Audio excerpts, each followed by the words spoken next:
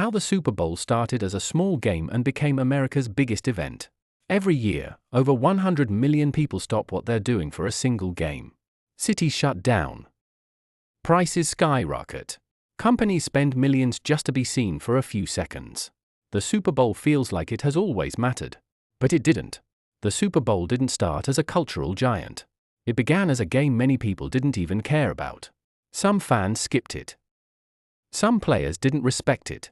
No one imagined it would become a national ritual, let alone America's biggest unofficial holiday.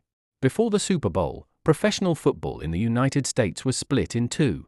The NFL was older, established, and confident in its dominance. The AFL was younger, louder, and desperate to be taken seriously. The two leagues competed for players, fans, and television money. Salaries exploded. Tensions rose. Football was popular, but divided.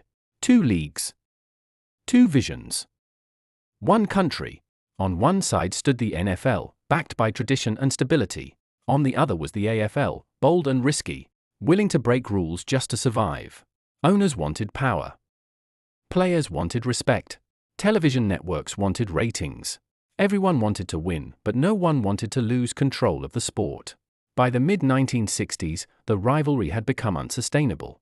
So in 1966, the two leagues made a risky decision. They agreed to merge. But before officially becoming one league, they needed a final test. Their champions would face each other in a single game to determine which league truly ruled football. That first game took place in January 1967 at the Los Angeles Memorial Coliseum. It wasn't even called the Super Bowl yet. The stadium wasn't full. Some TV markets barely cared. Even the broadcast was split between two competing networks. It looked small. It felt uncertain. But something unexpected happened. People watched. They argued about which league was better. They picked sides. And when the game ended, they wanted to see it again.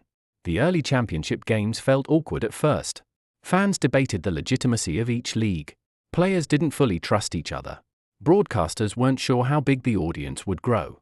But every year, the game became larger. More viewers. More drama. More emotion. Slowly, it stopped being just a football matchup and started becoming an event. By the 1970s, the game had a name, a trophy, and a growing legend. The leagues officially merged into one NFL, and the Super Bowl became its ultimate prize.